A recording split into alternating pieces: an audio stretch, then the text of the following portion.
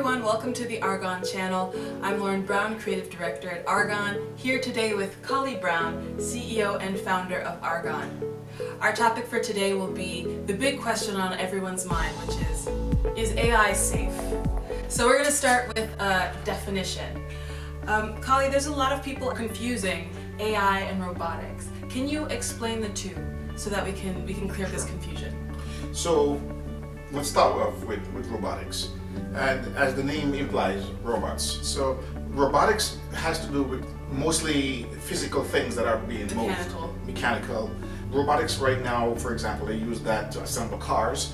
And when the consumers talk about it, they talk about it from a home perspective or something where it's more personal as opposed to a humanoid. There's a little bit of intelligence applied to the robots so that they can do certain things, but it's not on the level of what you would have on a pure AI system. When we talk about artificial intelligence, that's a much bigger and a much more complex subject, in that it's about machines learning or following patterns, come up with decisions based on certain patterns.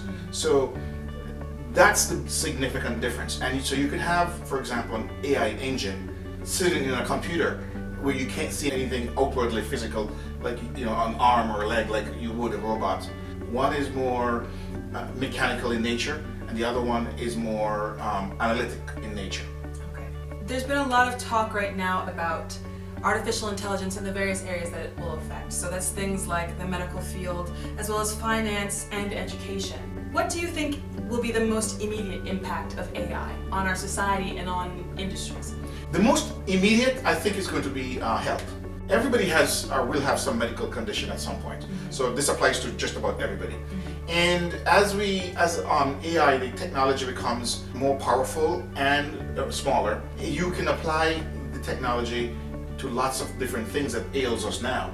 So you could take, for example, a case where somebody has high blood pressure. They need a certain amount of exercise per day, and so the AI engine can monitor their activities and then say to them, listen, you need to do some more activity because you haven't met your daily quota. So it's something as simple as that, and then you can go all the way where it structures your whole day. There's some who say that we should be wary of AI. You talk about the medical impact, but that's also dealing with issues of privacy, information being accessed by the AI. Should we be concerned about the ethical implications of artificial intelligence?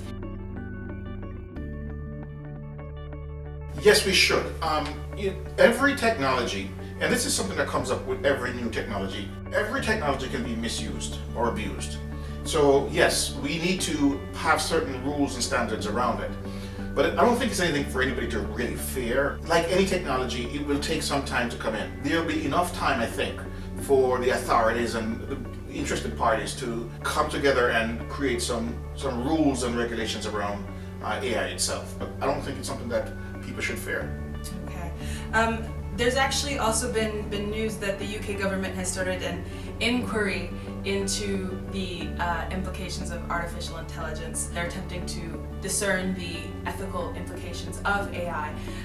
What are your thoughts on the government involvement in artificial intelligence? Is it necessary? What role does government play in this? Government plays a significant role.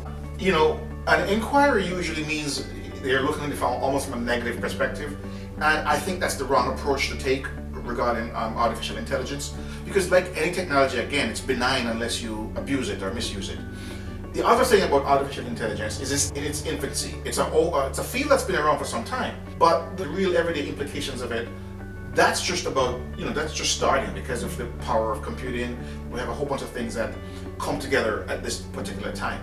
But I don't think it's something for the government to approach in a negative fashion.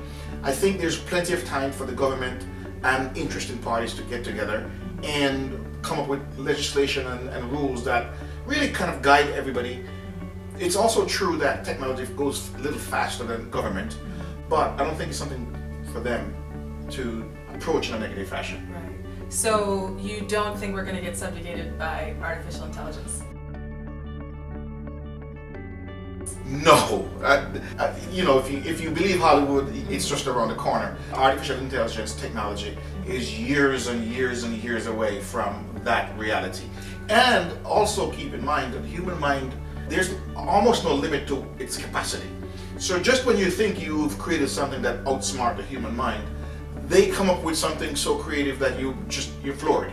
Right. So it'll be a long time before. Because what you're talking about is delving into also the spontaneousness of the human mind. Right. And a machine isn't necessarily able to replicate that. That's something that would have been given by a programmer or a creator. Correct. Right? Correct. So then, can you explain why it might be that the media is freaking out when they're discussing artificial intelligence? Why there is this negative slant? I would say the biggest influence on how we perceive AI is really driven by Hollywood. You have HAL, the famous computer from Space Odyssey, and in that movie, HAL played a very negative role. Hollywood has always seen the boogeyman, so to speak, in technology or anything that's new and a little strange to people. All of us grew up with films like that. And so we can't help but be influenced by that kind of thing. But again, it's a false narrative because even the movie at the time it was being done, there were no computers as advanced and still, frankly, right. As advanced as that. We're still building that. We're still building that. Yeah. Okay, well, thank you so much, Collie, Dad, for being a part of this talk. And I just wanted to end with a few quotes just to put out there the positive things that are being said about AI. So the first here is by Matthew Zeeler in an article for Recode. He said, AI can help make humanity better, not just by winning games or driving cars, but also by addressing some of the not so great aspects of human nature. And of course in that article he went on to talk about things like cyber attacks and Arghon basically thwarting those things and more than that. And the next quote here is by Adam Gillard from Huffington Post. He says, maybe artificial intelligence will not be the machines that disdainfully wipe us out, but instead will be the long-awaited little child who finally leads our species out of its vicious cycles of violence. I agree with that sentiment. Yeah. Yes, artificial intelligence is going to do a lot of good for us, give us a lot of flexibility that we don't have now. Right. And then, so the last quote here is, if current trends are any indication, we can expect to hear a lot more in years ahead about how artificial intelligence is helping to make the world a better place to live for the long term. By Erin Biba. I agree with Erin. Artificial intelligence is here to serve you. It's really here to make your life a lot better. That's exactly what we want to do. Right. Thank you. And thank you for watching. Of course, subscribe to this channel to get more updates and news from Arghon. And follow us on social media. The links are in the description box below. Thank you. See you soon. Thank you.